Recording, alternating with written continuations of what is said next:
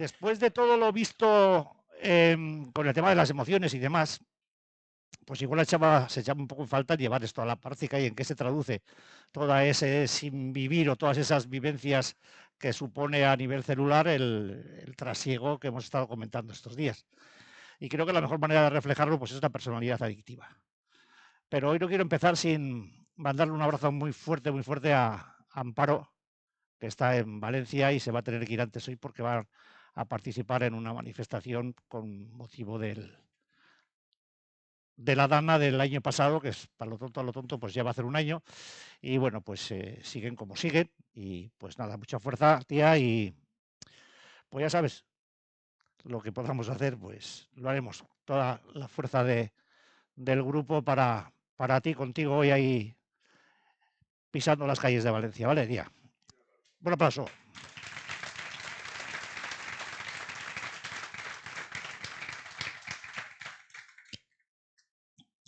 Igual vas a ir muy cargada la mani, pero bueno, como tengas que correr vas a andar jodida.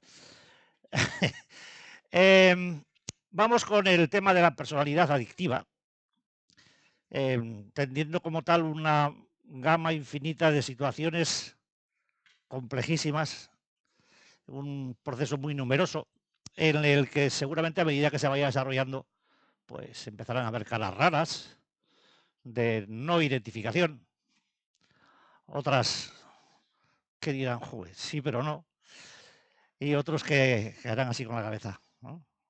Como decía yo el otro día en Vitoria, que hacía así con la cabeza. La personalidad adictiva es un tema controvertido y es muy complicado. Muchas veces cuando se habla de esto, de estas características de personalidad diferencial, la gente que no es adicta suele decir, bueno, yo también tengo eso. A mí también me pasa eso. Sí, sí, claro, seguramente. Seguramente te pasa eso, pero no te pasa igual. Seguramente no te pasa igual. Yo no sé muchas veces si es por devaluar lo que nosotros vivimos, o por quitarle importancia, o porque somos unos agonías, unas angustias con patas, normalmente la gente pues, nos suele decir eso. Igual es caridad cristiana, ¿no? No te preocupes que yo me solidarizo con tus rarezas y al fin y al cabo todos somos raros y tenemos cosas raras, Rubio, pero unos más que otros, ¿verdad? Sí. Entonces, pues, bueno, no sé. Eh, Agarraos a la anilla del paracaídas para lo que salga, ¿vale? Y vamos con esto.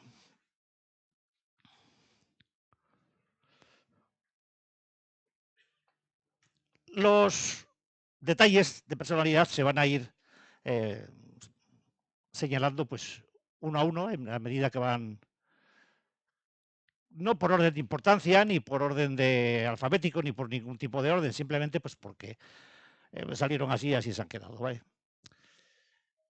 Sentimientos de vergüenza, la timidez, la vergüenza, son procesos que vivimos con muchísima intensidad. Y ya sé que todo el mundo tiene vergüenza en algún momento de su vida, pero estar permanentemente viviendo pendiente de la vergüenza, pues es bastante complicado. Y la adicción pues, promueve falsos sentimientos de adecuación a situaciones que suelen ser pues normalmente un fracaso y anestesian el dolor de la vergüenza de fracasar o de cualquier otro apuro, ¿no? Cuando estamos en un proceso de ese tipo, la desvergüenza que nos produce consumir nos ayuda a superar esas situaciones que de otra manera pues, nos hundirían en la miseria, porque nuestra hipersensibilidad nos lleva a sentimientos de vergüenza muy acusados que nos pueden hundir en un proceso depresivo, pero así, tal cual, y como suena, ¿no? La segunda es una de las claves de la personalidad adictiva, el perfeccionismo, que no tiene, no tiene otra cosa, otra función de ser que el complejo de inferioridad. La adicción provoca sentimientos de perfección o desata la tensión de tener que ser perfecto, ¿no? De cuántas veces y de muchas maneras, al querer hacer las cosas de una manera perfecta, pues después de unos tragos o de una raya o de unas apuestas o de lo que sea, pues uno ya se desinhibe y manda a tomar por saco a todo lo que tenía que hacer y ya está, y pasa de la perfección olímpicamente. Luego, cuando se acabe el tema, cuando se pasen los efectos de la sustancia, pues entonces uno se acordará de lo mal que hizo lo que hizo bajo los efectos de la sustancia.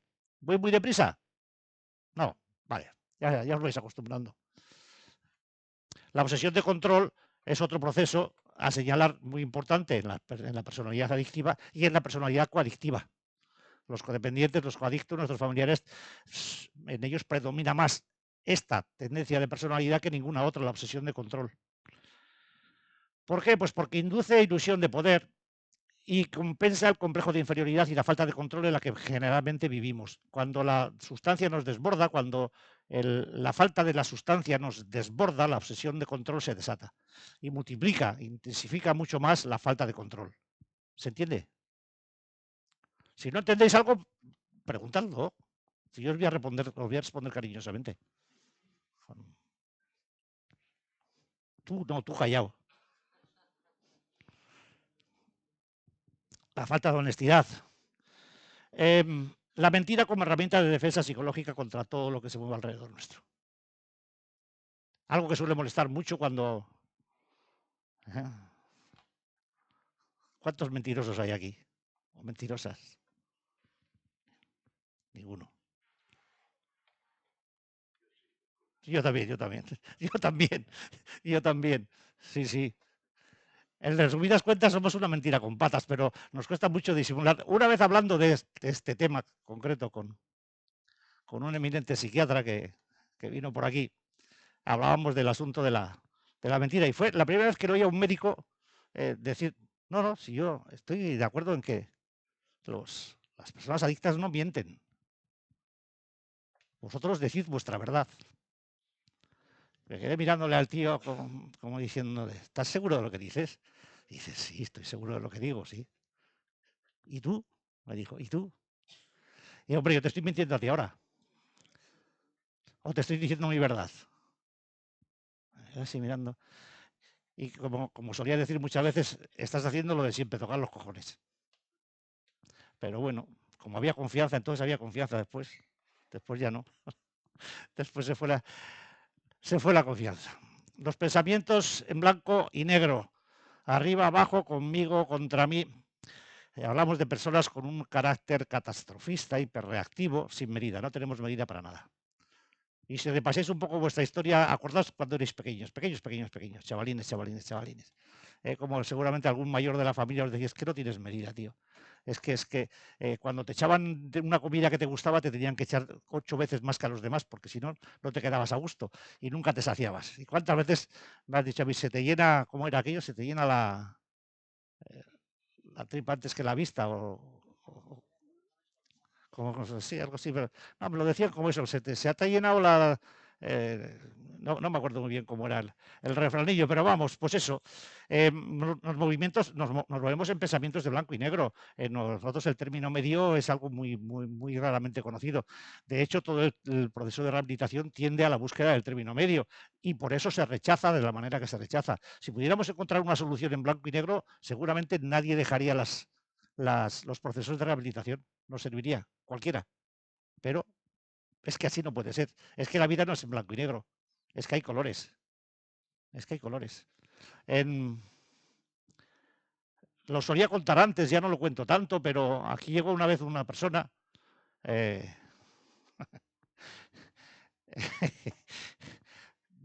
Legorreta y tenía un pues casero de caserío. Y cuando le recibí, pues le dije que si se quedaba aquí, pues como mínimo 3 meses iba a flipar en colores. Y me miró así como me estás mirando tú, ¿sabes? Como, uff, gitano ya eres tú, me dijo, ya eres gitano, ¿eh? Y digo, yo no, quédate 3 meses y vas a flipar en colores. Claro, el hombre venía en blanco y negro. Y no se me olvida un día que entró, no en esta sala, en otra que teníamos antes en otro sitio, y se puso en el medio de la sala y dijo pues, un juramento, que no voy a decir ahora, pero vamos, que cagó, eguilla da. La hierba tiene diferentes colores de verde. Una persona nacida, criada, crecida en un caserío que había segado más litros de hierba de los que yo me he bebido de cerveza y nunca había captado los matices de la hierba que segaba porque no tenía colores. El hecho de estar 90 días sin consumir alcohol y el secado neuronal que eso generó le hizo empezar a distinguir los matices del verde y se quedaba sentado en la puerta del caserío, como antiguamente en los bancos de fuera de la calle, mirando la hierba. Solo miraba la hierba. La mujer decía a ver si estaba tonto, ¿qué le pasaba? ¿Estás tonto? ¿Qué le pasa? Disfrutando del color, de los colores de la hierba. Es algo tan sencillo, pero a la vez es tan intenso y es tan importante y tan increíblemente maravilloso que a veces contarlo emociona. Porque uno puede llegar a pasar de vivir la vida en blanco y negro a empezar a entender los matices de los colores, a ver el gris, a ver el azul, a ver tantas cosas como nos hemos perdido y razón por la cual este tipo de pensamiento en blanco y negro nos hace ser tan radicales en todas nuestras posturas, tan bordes sino de todo. En realidad el pensamiento en blanco y negro es solamente un movimiento de defensa ante un entorno hostil que no podemos soportar. Bueno, si hay un rasgo prominente en la personalidad adictiva, una constante autoobservación fiscalizadora relacionada con el perfeccionismo es la obsesión egocéntrica. Lo que ocurre es que de fuera se puede observar como egoísmo, es, sin embargo, significativa por justamente lo contrario. Su significación más profunda es el autorrechazo.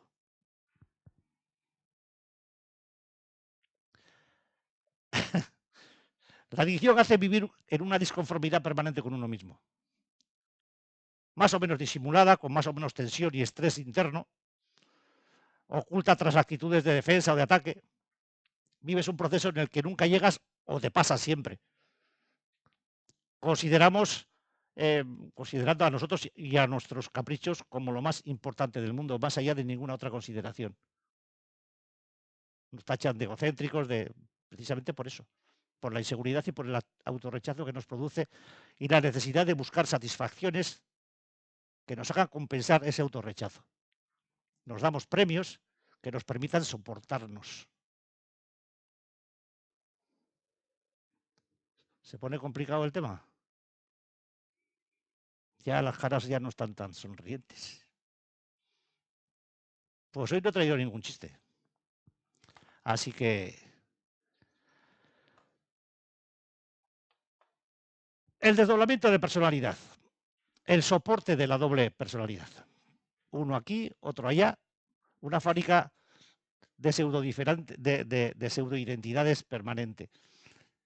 Si te tienen calado en un sitio, te buscas otra cuadrilla en la otra punta del pueblo. Luego te vas a la otra parte, o te vas a otro pueblo, o te vas a otra ciudad, o te vas a otro sitio donde no te conozca nadie para poder seguir haciendo ese manejo de tipo Superman en el que te vas cambiando de traje a medida que vas cambiando de barrio o de localidad. Eres una persona en un sitio y otra en otro. Si hubierais tenido la suerte de vivir como yo, unos 26 años viviendo de ciudad en ciudad y de país en país, pues gripintado, vamos. A mí me venía gripintado esto. Hoy me preguntaba alguien que está por ahí, ayer me preguntaba alguien que está por ahí, lo que pasa es que no tenía yo el cuerpo serrano como para por el vacío. Hay no sé cuántos vídeos hablo del vacío, pero unos cuantos.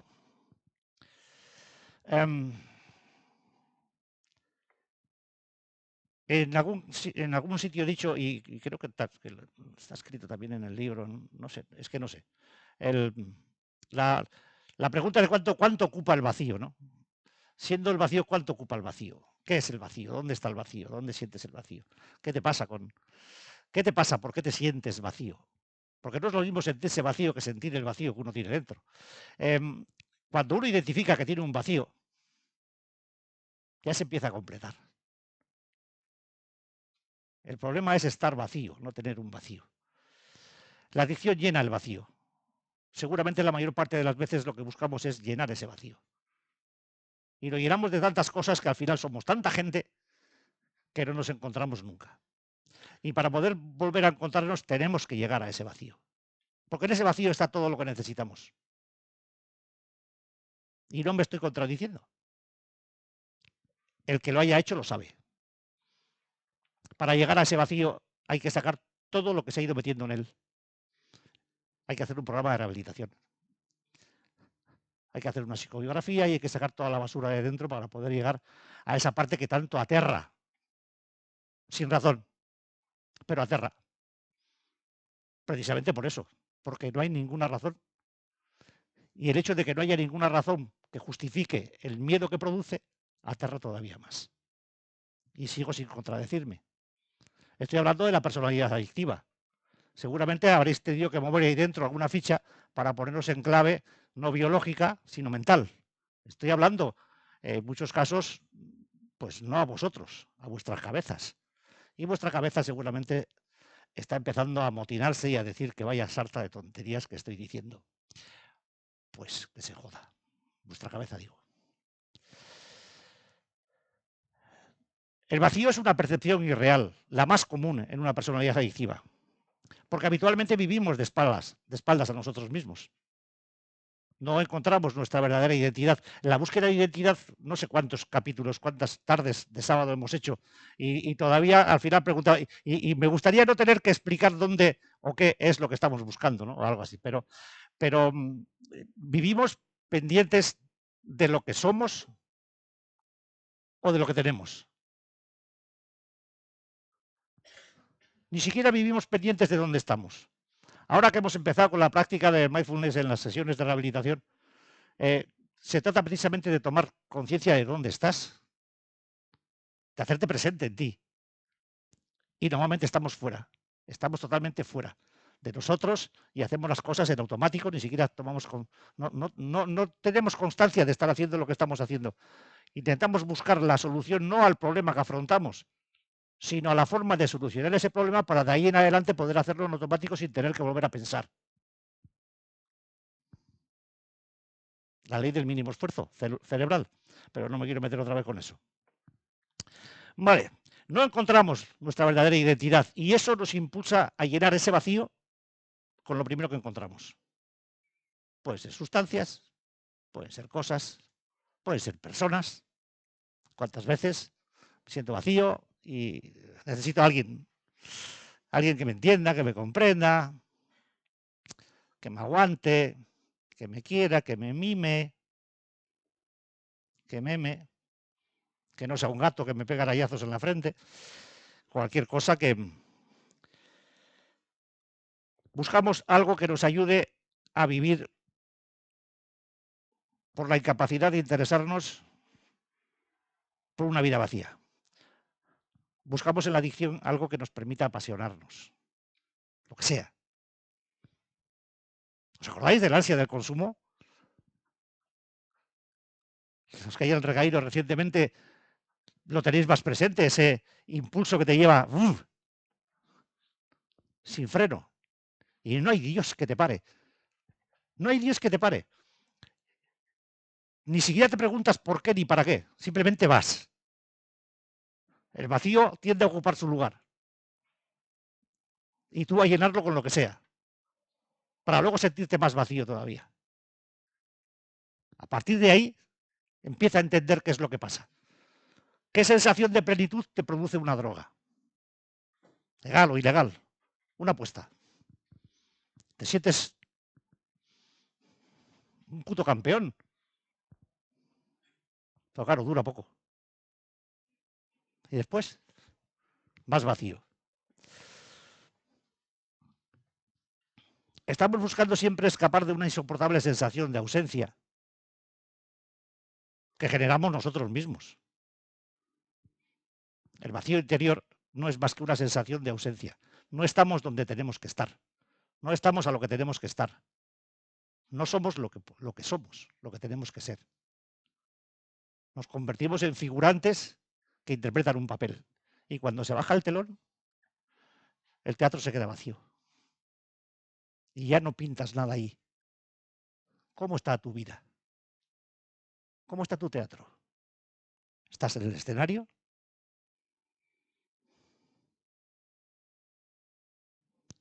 Piensa, esto es mental.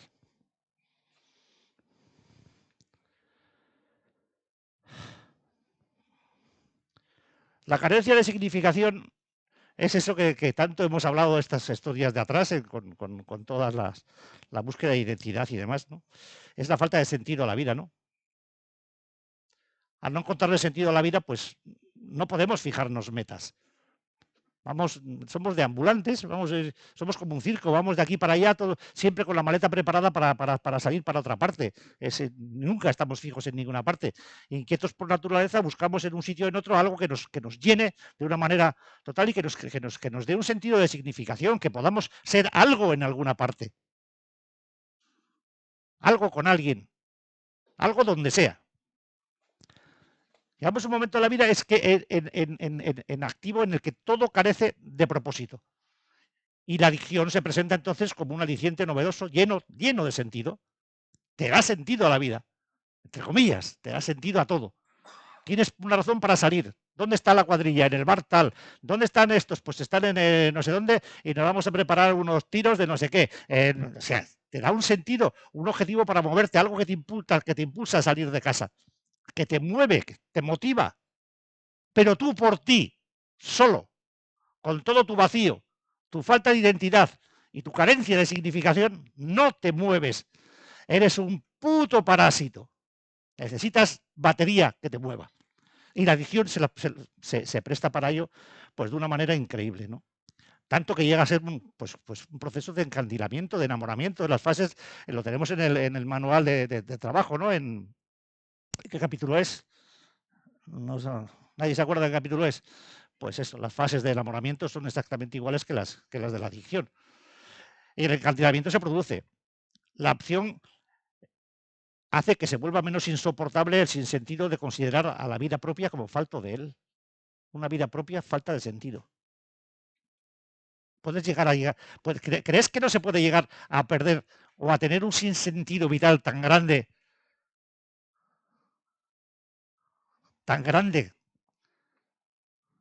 que te lleve a las vías de un tren? Porque se puede, ¿eh? Y no es una cuestión de que tengas o no tengas. Es una cuestión de que seas o no seas. Y eres, incluso cuando no crees ser, pero no te sientes. Entonces no eres. No tienes significación. Y entonces te valen hasta las vías del tren.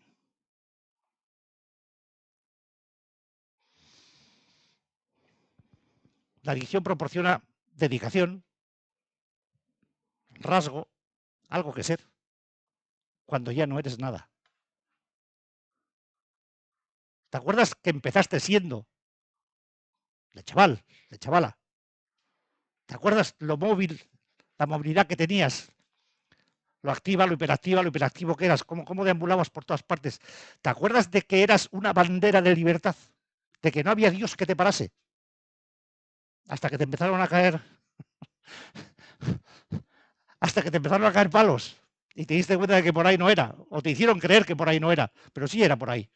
Al final, tienes que volverte un figurante más de este teatro y empezar a pues, hacer lo que todo el mundo hace. Si todo el mundo lo hace, pues yo también tengo que hacer. ¿Cómo voy a ser yo el raro, el diferente? O como dicen en muchos sitios, el agua, el aguafiestas. Qué expresión más bonita, ¿eh? Es acojonante. Ahora que ya llega la Navidad, porque ya estamos en Navidad, no sé si lo sabéis.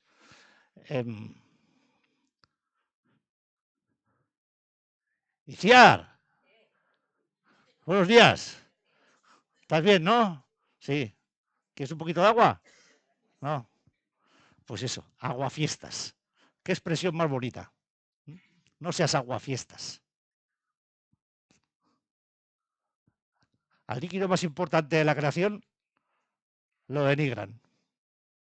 Como nos decían el otro día ahí en Vitoria, es que claro, aquí no tenemos más que vino. Y pues sí, claro, no tenemos más que vino. En este país no tenemos más que vino. Hombre, en Álava hay más que la Rioja Alavesa, pero bueno, no tenemos más que vino.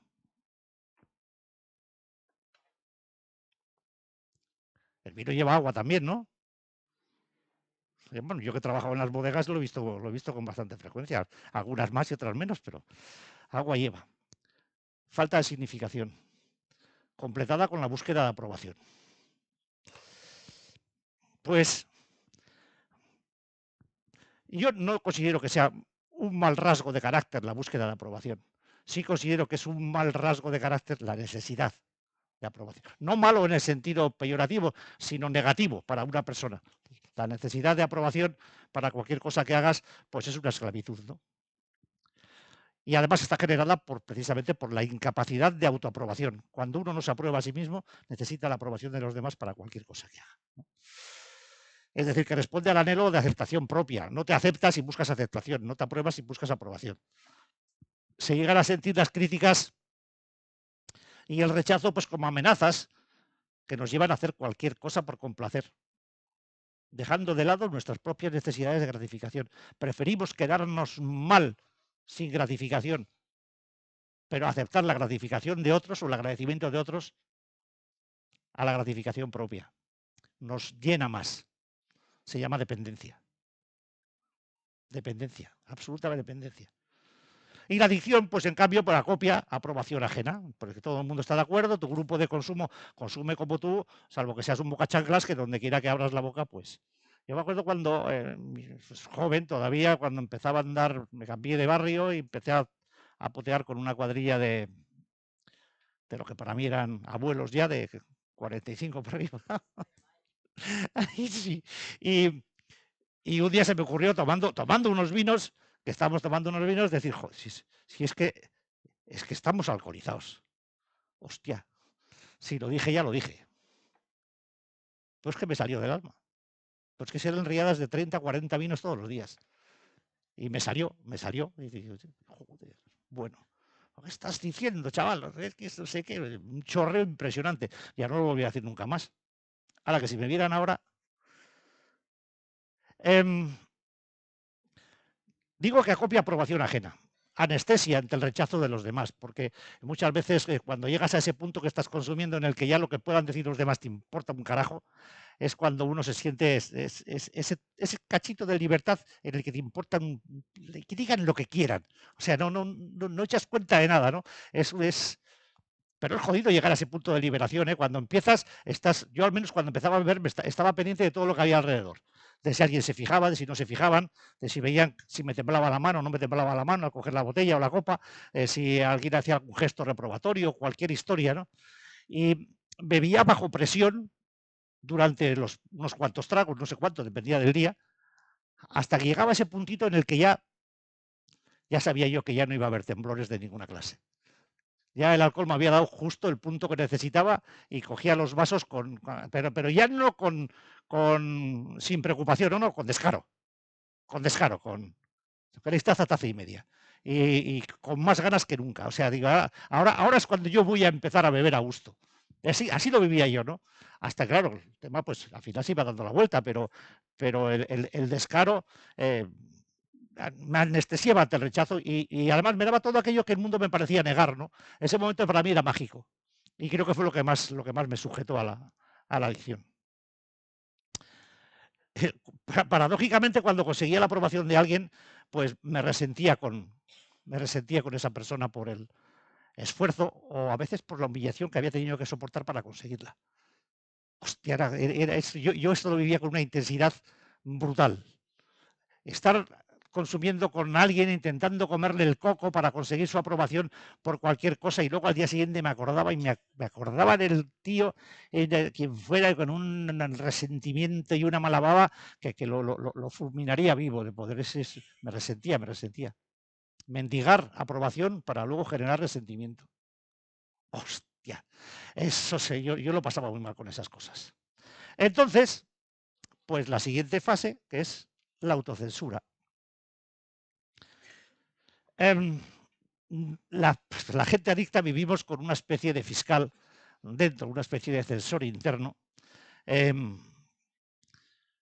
severo y tieso como el peor de los fiscales que pueda haber en cualquier sala de juzgado, ¿no? Y la adicción lo elimina, eventualmente hace que el fiscal interno se calle. Una especie de silencio crítico bajo sus efectos. Y sin los efectos del censor aparece o puede aparecer una feroz autocrítica por el miedo a ser criticados por otros. Tallamos al censor interno y vivimos pendientes de la presión que nos puede dar que otros nos censuren. ¿Se entiende eso?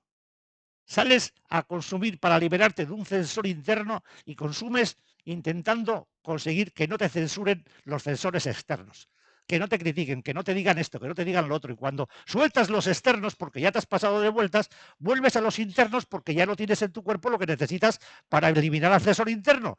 Hostia, de verdad, si hay alguna persona que no es adicta, entiende que se puede vivir así, siempre. Es difícil vivir así, ¿eh? Es difícil. Y es fácil contarlo.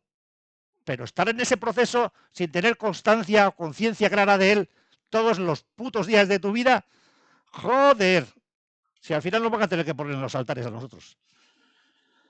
El caso es que vivimos bajo ese fiscal interno que nunca baja los brazos. Es que es tremendo, nunca baja los brazos. Y yo creo que es una de las causas más importantes del profundo sufrimiento que nos mantiene en un estado permanente de incomodidad y desagrado. Cuando le preguntes a tu familiar adicto qué es lo que le pasa, sé políticamente correcto, y pregúntale, ¿cómo anda hoy el fiscal? A ver qué te dice. A ver qué te dice.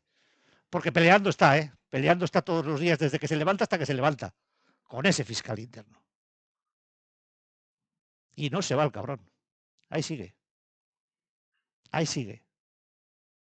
Cuando lleves muchos años de abstinencia, le mirarás y de pronto, ahí estás ahí. Y seguiré. Y seguiré. Y seguiré. Y en cuanto te descuides, si no entendéis algo, vosotros me preguntáis, ¿vale?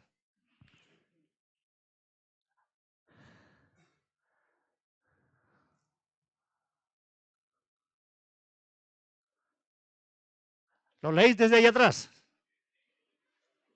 ¿Sí o no? No.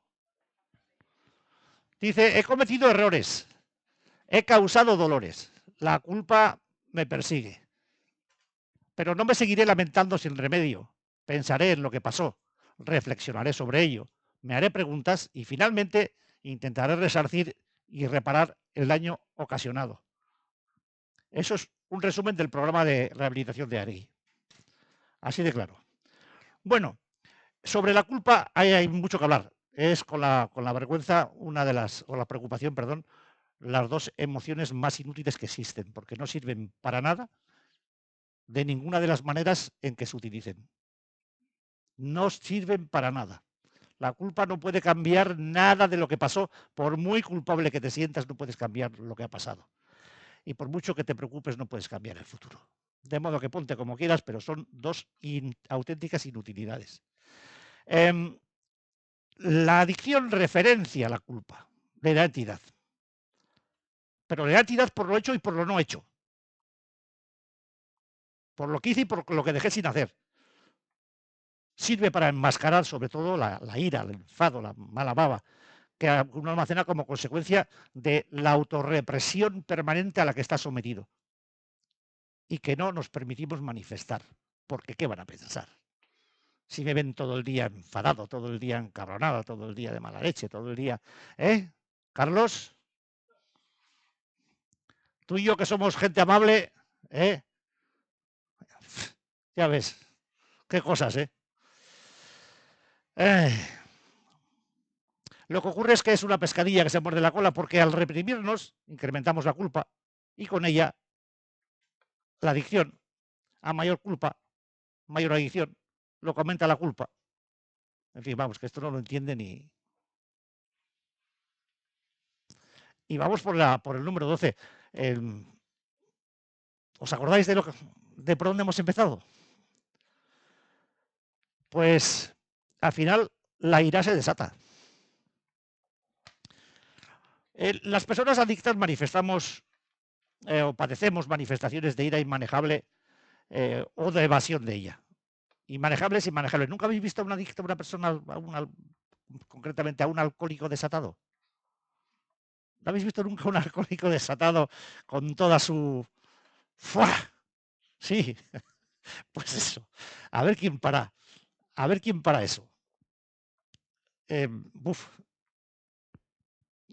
algún caso tengo para contar, pero mejor me lo reservo porque... digo que padecemos manifestaciones de ira inmanejable o evasión de esa ira, ¿no? Que entre muchas comillas lo de la evasión, porque en ese caso se vuelve contra nosotros, ¿no? Cuando finalmente explotamos, pues todo lo que hemos acumulado o y no exteriorizado, pues revienta. Y normalmente ya sabéis dónde suele reventar esto. Si has estado acumulando en casa, en el trabajo, o sea, perdón, en el trabajo, en la calle, cuando llegas a casa, que se prepare el de al lado o la de al lado, porque en cuanto te pinchen vas a saltar. Es que ¿cómo te pones? ¿Cómo te pones por nada? Si no te he dicho nada, si solamente qué, solamente qué.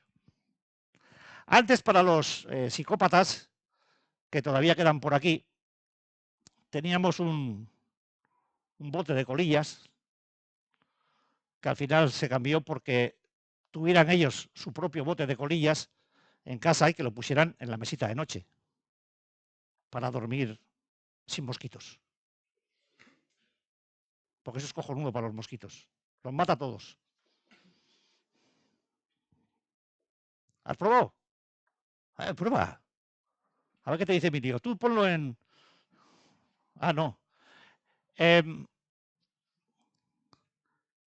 Cuando los psicópatas o las psicópatas dicen, si ya solo fumo 2 o 3,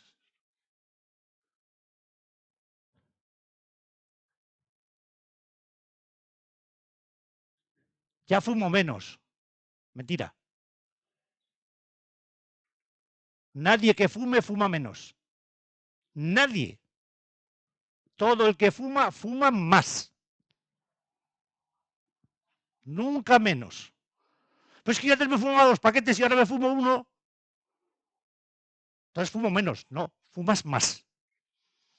Cada cigarro que enciendes es un cigarro más que llevas a tus pulmones, a tus arterias y a ese cáncer que te va a salir cuando menos te lo esperes, se está poniendo las botas y va engordando.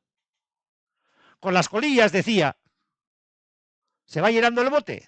Y si te lo pones en casa, te darás cuenta perfectamente que, aunque no fumes más que un cigarro al día, el bote, por grande que sea, al final se llenará. Se llenará porque es una colilla más, una colilla más, una colilla más, una colilla más. Vale. Con los impactos de la vida, pues a los que por inseguridad no podemos explotar o manejar esos impactos con cierta normalidad, con cierto mano izquierda o con, con un poco de política. Para eso los políticos se las pintan muy bien, aguantan tarascadas de toda clase. Y otros, pues no, vamos, yo en el Congreso no aguantaría ni 10 minutos. Eso lo tengo claro. Vas almacenando tensión que no descargas. Vas almacenando tensión que no descargas. Y es como el bote de los cigarros. Llega un momento que con la última colilla el bote se sobra y ya se caen las colillas al suelo. Aunque hayas hecho una pirámide para que se cae. Y se caen no sé cuántas colillas. ¿Cómo te pones así? Por nada. No, no es por nada. Es por todo lo que he ido acumulando a lo largo del día o de la semana o del mes sin haber podido descargarlo. Y has llegado tú justo en el momento en el que tú eres la última colilla y ya está liada. Te has llevado todo lo almacenado durante ese tiempo de represión. Y la adicción, pues nos guste o no nos guste, proporcionaba, al menos a mí me proporcionaba una manera de descarga. Pero era una descarga callada. Y además vengativa contra mí mismo. Y lógicamente contra el entorno. ¿Cuántas veces ahora para que te jodas voy a beber más? O voy a consumir más. La adicción para mí era una especie de sustituto. Y todas están cargadas de una importante cantidad de desdén contra la sociedad.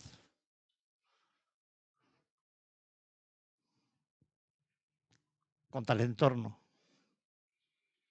No estás bebiendo con gente, estás bebiendo contra la gente.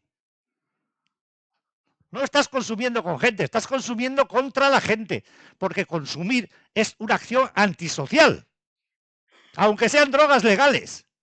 Si tú consumes como persona adicta, estás haciendo un trabajo antisocial y esa carga de desdén que muchos no perciben nunca está ahí. Y si no es contra tu entorno, es contra tu familia. Y si no, sobre todo, contra ti mismo. Es una manera de dar rienda suelta a una agresividad que de otra manera no sabemos gestionar. Y con ese desdén sociopatológico a todas luces, pues nos convertimos en unos vengadores. Iba a hablar de eso el otro día, pero tuve que improvisar porque no me salía en el ordenador nada de lo que llevé. La depresión subyacente. A ver, la adicción ofrece una manera de sacudirse ese estado de adicción o pseudo depresión. Y además lo hace de una manera alucinante, ocultándola bajo capas de falsa euforia. Este tipo de proceso de pseudodepresivo yo le llamaría melancolía, que es como se llamaba antiguamente en los tiempos de Freud. No se suele manifestar o tarda mucho tiempo en hacerse. Estoy hablando del rencor, el resentimiento reprimido, la culpa, la falta de autoestima, como bases de alimentación de este proceso. Y además, en él se incluyen la necesidad de autocontrol y la evidencia cada vez más clara de la imposibilidad de tenerlo. Eres un mirador por la ventana. Y la vida sigue, no espera. No le espera a nadie. Así que cuando te quieras dar cuenta, se habrá puesto el sol y ya no te quedará luz. Hay que coger el tren y no bajarse de él nunca. No me digas que no es para comérselo.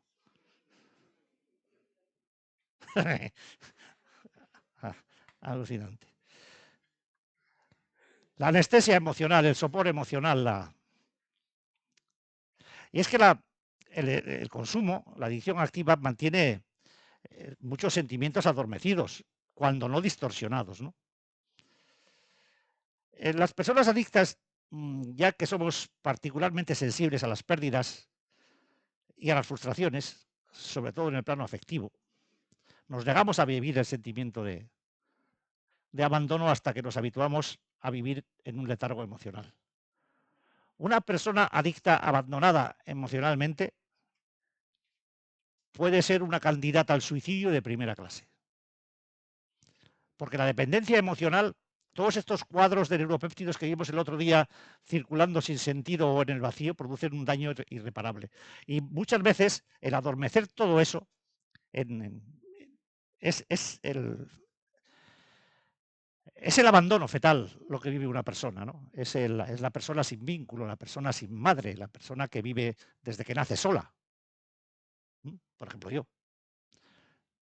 Y ese sentimiento se va a manifestar de una manera o de otra. Y al final, cuando busques cualquier tipo de lazo emocional, entenderás que en esa pareja está, si eres hombre, tu madre y tu mujer a la vez. Y si eres mujer, tu padre y tu pareja a la vez. Y si eres homosexual, pues lo mismo me da lo mismo. ¿Vale? En tu pareja vas a tener la referencia de algo que te faltó. Normalmente, digo, vivir en ese letargo emocional, el descuadre de, no sé si lo habéis vivido alguna vez, estando en activo, que os hayan dejado la pareja. Y la experiencia de abandono es brutal. Si bebes, si eres bebedor, las borracheras son impresionantes. Con otras sustancias se desata el consumo de una manera brutal. Y al final te condenas a vivir en ese letargo afectivo porque no quieres más daño, joder. Y porque tienes un sustituto. ella siempre te espera. Siempre te va a estar esperando. No se va nunca. Nunca se casa. Se cansa, mejor dicho. Tampoco se casa, pero bueno. La actividad adictiva se presenta como un despertador de esa conciencia adormecida, sin que sepamos siquiera qué es lo que nos induce a buscarla. ¿Quién sabe de estos procesos cuando están activos? Muchos de vosotros seguramente oís esto por primera vez en vuestra vida hoy. Y seguramente ni siquiera estáis de acuerdo con ello, pero no importa si estáis o no estáis de acuerdo. Escuchadlo desde el desacuerdo, a no ser que os moleste. Si os molesta, bingo. Bingo. Diana, ahí estáis. La adicción nos ayuda a dar rienda suelta a la presión interior estancada como única posibilidad de alivio.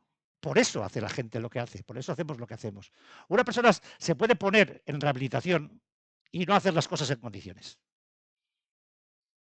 Hacer una rehabilitación de mierda, sin atención, con el freno de mano echado, en contra de todas las inducciones terapéuticas, renegando de la propia rehabilitación o del centro en el que se rehabilita, dando por saco en todas las terapias. Esperaba yo ver a alguien aquí hoy. Y al final se encuentra con una recaída en los morros y se pregunta por qué ha pasado eso. ¿Qué coño va a pasar? Has ido acumulando tensión, la misma que tenías antes. Has estado sin consumir con el freno de mano echado. Y yo, que era un bebedor de freno de mano echado, sé de qué estoy hablando. Y al final, en un momento dado, el freno, si eres conductor, sabes, o si eres mecánico, sabes lo que son las zapatas del freno. Se gasta. Y al final, metal con metal, empieza a sacar chispas. Y al final, pues, el latiguillo se rompe, el aceite se sale y el coche no frena.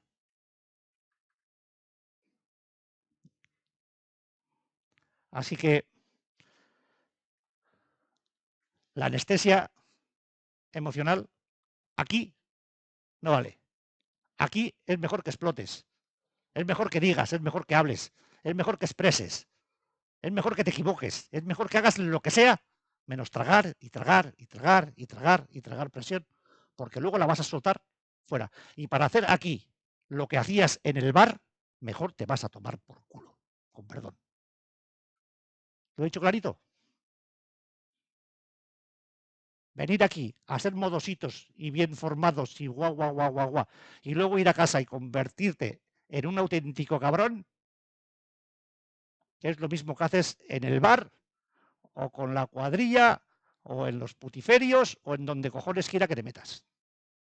De modo que si vas a venir aquí es para cambiar y si no vas a cambiar, a la puta calle. ¿Lo he dicho clarito? Vale, pues por si alguien tiene alguna duda que se vaya enterando.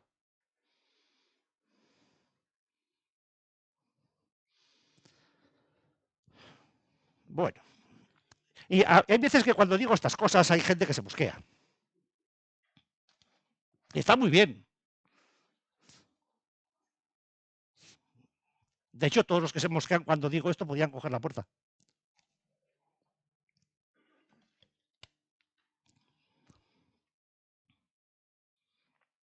Pero, aunque yo ya no esté sentado en la mesa durante las terapias, de vez en cuando estaré. Y a ver si tenemos las cosas claras. Si alguien hace cosas inadecuadas en público, en las terapias, yo se lo voy a decir en público, en las terapias. Si alguien hace algo inadecuado aquí un sábado, yo se lo voy a decir en público aquí en sábado. Si tú lo haces en público, yo te lo tiraré en público. Y si lo haces en privado, pues vamos ahí dentro y hablamos. Que tengo un perro y una pala. ¿Me habéis entendido, verdad? Sí. Bueno. Ya sé que está un poco violenta la cosa, pero es que hay veces que es mejor que las cosas queden claras. Lógicamente, todo este proceso desarrollado hasta ahora pues produce una tensión interior ingente, ¿no? Ese tipo de vida de intranquilidad permanente. Pero ¿no veis que cuando veis a un adicto nativo por la calle, en el momento que no está consumiendo, que no está bebiendo, que no está esnifando, que no está fumando, que no está... Es como alguien que está estreñido después de 5 días sin ir al baño, que va todo apretado contra... Sí, es que le da miedo tirarse un pedo porque se caga, ¿no? Y tienes que estar de una manera que no puedes con tu alma. Pues eso es la intranquilidad permanente. Vivir todos los días en un foco de tensión impresionante. Estoy hablando de lo que clínicamente se conoce como angustia o ansiedad. Y que es lo que conduce prácticamente a una actividad compulsiva. Te tienes que estar moviendo permanentemente, haciendo algo que te despiste, que te aleje de esa tensión en la que vives, porque es que si prestas atención a tu angustia o a tu ansiedad, entras en una crisis de la que a lo mejor no sales. Claro, ya vas al médico y seguramente te dará un ansiolítico, te dará algo que te ayude. Pero tú no cambias. Cambia tu química, pero tú no. Tú sigues siendo un generador de tensión. Tienes que aprender a gestionar, a dar cauce a esa tensión, a esa angustia o a esa ansiedad. Para eso está la meditación, la relajación, el mindfulness, cosas que tenemos que ir aprendiendo. Es que la adicción nos guste o no nos guste, aunque nos parezca un elemento de relax, al final por lo que produce es ebullición interior y una inquietud permanente. Aparecen dolores neuropáticos de origen desconocido. Entonces me decía, ¿y eso qué es? Pues mira, lo que tengo yo, fibromialgia. ¿Sabes de qué hablo? El coro. Dolores neuropáticos de etiología desconocida. Y te miran los médicos como si fueras un marciano. Es que no hay ninguna causa objetiva por la que usted esté padeciendo esto, pero lo padeces. Y hostias, cómo duele. Sin embargo, pasa. Tensión, agresividad, aislamiento, falta de atención. Más meditación.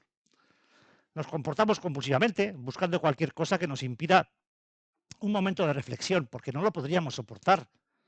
¿Sabes lo que es sentarte con todo eso que decía una querida amiga esta mañana? Con ese vacío interno en plena ebullición. ¿Sabéis lo que ocupa el vacío? Lo que puede flotar dentro, lo que puede vivirse dentro de ese vacío. La efervescencia del vacío es la hostia, es brutal, te rompe, te rompe. Se desata en ti toda la potencia de vida que llevas. Porque tiene que salir. ¿Qué es la potencia de vida? Lo que te ha hecho nacer. Vivir, crecer, desarrollarte, respirar, trabajar, querer, odiar. Todo eso es un potencial increíble. ¿Dónde está? En la mente. Vale. Así que llegas a un punto tal de ebullición en el que la actividad frenética es lo único que sirve para desmontar el desasosiego que aparece en cuanto te paras. Y además esto es un rasgo típico del maltrato o del abandono padecidos. Si has sido un crío, una cría maltratada o abandonada, seguramente tendrás esa vida interior tan florida. Espléndida, ¿ves?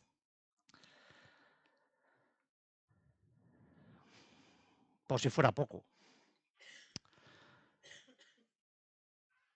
El miedo al riesgo apropiado. Al apropiado, ¿eh? Para el otro somos unos putos temerarios. Cualquier cosa nos vale. Pero al riesgo apropiado. Porque cuando uno está puesto, de lo que sea, pues se siente con valor. La adicción proporciona valor, falso valor. Porque sin ella, en vacío, no te atreves a nada. Si no tienes pelotas ni para ir a una reunión de vecinos y decir 4 cosas bien dichas, voy a tomar 2 tragos para cantarle a ese las 40. Algunos se tienen que meter 4 tragos para entrar ahí dentro a decirme a mí 4 cosas. Pues vale. Si tengo un perro y una pala. Lo del perro ya lo sabéis, lo de la pala, alguno ya sabe también. Este es otro rasgo muy importante en la personalidad adictiva. que va más allá de las apariencias, desde luego. En realidad, el miedo al fracaso y a la crítica nos llevan a buscar la adicción como una coraza que nos defiende de un medio hostil. A través de esa coraza disfrazamos el temor, la vergüenza y hasta hacemos alarde de un falso valor, un coraje que nos lleva a correr riesgos innecesarios y a veces pues altamente peligrosos. Pero todo es preferible a ser visto como débil. Oye, vente que vamos a ir mañana para mañana vamos a subir a Peñas a tirarnos y tal y cual, con parapente y esto y lo otro. Y no sé, algún tiempo estuvo por aquí alguien que se tiró un parapente y se rompió la pata. Y luego cuando le decías lo del parapente, joder, cómo se ponía. Si es que valientes, sin sentido. Sin sentido. ¿Cuántas cosas? Conocí en una ocasión a alguien que dijo que la mayor parte de la gente que está en la cárcel lo está por ser valientes borrachos. Gente que hace cosas cuando está con el morro caliente y cuando no está con el morro caliente pues no tiene ni media torta. Pero luego el valor desaparece. Ahora, cuando estás con el líquido de fuego, pues como los comanches, tomaban el líquido de fuego y salían a matar yanquis, vamos, flechas contra fusiles, está, así han quedado 4. Eso es lo que hay, pues lo mismo, lo mismo.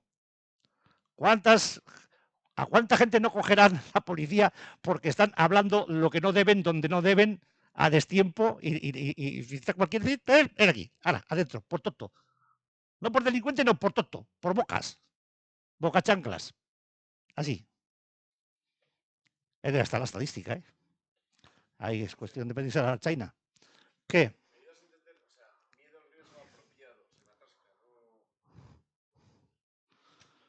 Pues eso.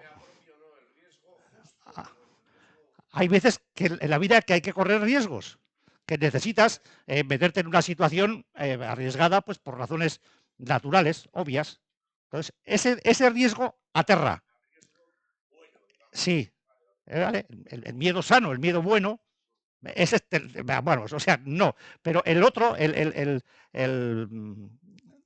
desatado, el que, pues eso, como digo, de hacer parapente o hacer puenting o hacer cualquier gilipollez de esas, ¿no? O ir conduciendo con un ojo cerrado y otro abierto, borracho perdido, joder.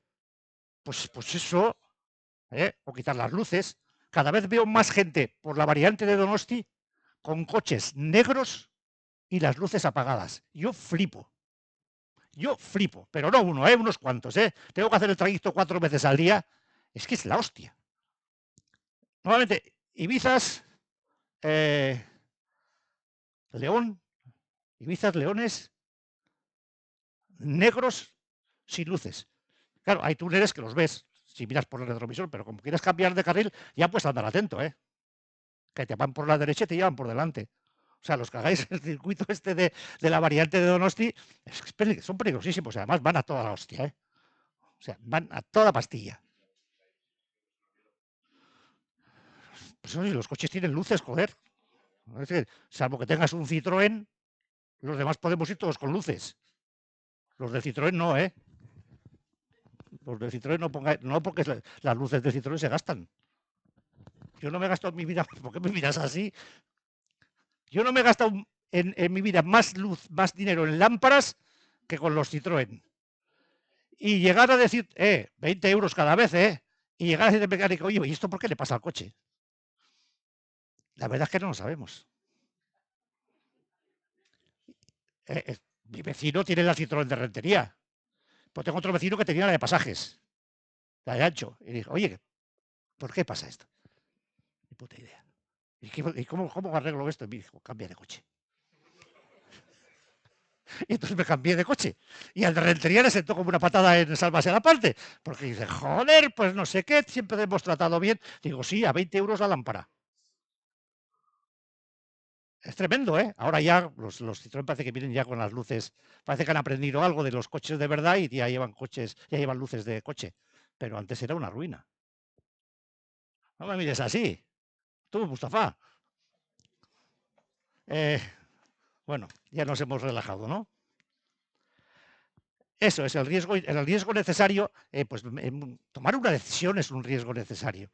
Y muchas veces uno no la toma, ¿y qué hace? Pues se pone el morro caliente y luego va a tomar la decisión con el morro caliente, con una avanzadilla de ímpetu que no tenía que tener, y normalmente al que esté enfrente, sobre todo si es una ventanilla de alguna entidad, ¿sabes? Pues, o sea, léase funcionariado y tal y cual, pues hostia, la que puedes liar puede ser olímpica. Porque tú ya vas pensando en lo que te va a decir el funcionario.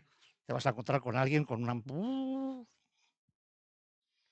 En fin, ¿hay algún funcionario por aquí? La dependencia oculta. No hay amor suficiente capaz de llenar el vacío de una persona que no se quiere a sí misma. Eh, si es que es así, ¿no? Nunca hay alcohol suficiente para calmar a un borracho, a un alcohólico. Ni amor suficiente para llenar a un dependiente. Nadie. Porque mi mamá no me quiere lo que yo quiero que me quiera. Nadie me quiere lo que yo quiero que me quiera. La adicción aporta fachada, aporta apariencia, aporta aparentación. Dicho de otra manera, dependencia emocional oculta tras infinidad de rasgos de personalidad fingida. Que no se nos note que somos personas con una ira, una carga de ira impresionante, con una carga de intolerancia a la frustración impresionante, que no se nos... Uf. En fin, que luego esto no lo utilice nadie contra nosotros, ¿no? Porque... Pobre Galimero. Yo suelo decir muchas veces aquí que somos la cofradía del quejío. O sea, no sé, porque vamos a cantar canciones en euskera el día 29, podríamos cantar soleares o algo flamenco y ay, ay, ay, ay, ay, ay, ay, ay, ay, ay, ay, ay, ay. La adicción facilita echar la culpa a los demás con un arte que lo flipas. Por tu culpa me he emborrachado, por tu culpa he hecho esto, por tu culpa he hecho lo otro. Y es ni más ni menos que un trastorno paranoide por victimismo, que consiste en la tendencia a culpar a los demás de los males que uno padece, que uno ocasiona y resguardarse en la compasión ajena. Que me compadezcan. La lío y que me compadezcan. Y oye, perdona, perdona, perdona, perdona. ¿Cuántos perdones necesitas para perdonarte?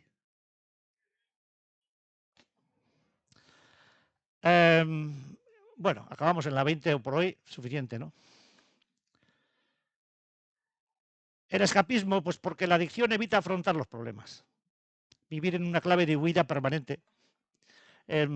O la ley del aplazamiento, que siempre sirve para esta historia, ¿no? Para una persona adicta, problema aplazado, problema solucionado. Mañana lo haré, o ahora no tengo. El escapismo es muy clásico, sobre todo en personas alcohólicas. El cambio geográfico, la huida geográfica, el cambiar de ciudad, cambiar de barrio, cambiar de comunidad, cambiar de país, cambiar de lo que sea. ¿Sabes una cosa, Hitor? Yo estuve a punto de irme a vivir a Alcalá de Henares. Tenía ya casa acogida y todo. Trabajaba mucho en Alcalá. Tenía 8 o 9 fábricas a las que atendía permanentemente y hacía más vida en la calle Mayor de Alcalá que en la calle Viteria de Rentería. Y al final no me fui. Por dar la casualidad de que el mejor amigo que yo tenía allí y el que me iba a dar más trabajo de todos era el jefe de mantenimiento de una empresa que se llama Pablo, y además apellida como yo, Fernández. Y tenía una particularidad, aparte de que medía 2 metros el tío y tenía unos zapatos que era imposible que se cayera, aunque se bebiera 20 litros del tequila, el hijo puta, pues era el presidente fundador del Club de Bebedores de Alcalá. Y yo me quería ir a Alcalá para escaparme de la ruta de consumo que tenía aquí. Cambio cojonudo, ¿verdad? Imagínate, Alcalá meco de cabeza iba a ir. Así que es la idea de que escapando, de que cambiándose de sitio uno puede cambiarse. Nunca me entró en la cabeza, y 26 años viajando de un lado para otro, que donde quiera que fuese iba yo. Siempre me encontraba allí. Hostia, qué manera de huir permanentemente sin escapar nunca de ningún lado. Una vida entretenida la mía. Así que, bueno, y la de muchos de aquí, que tenemos que ensayar que el coro ya está, vamos.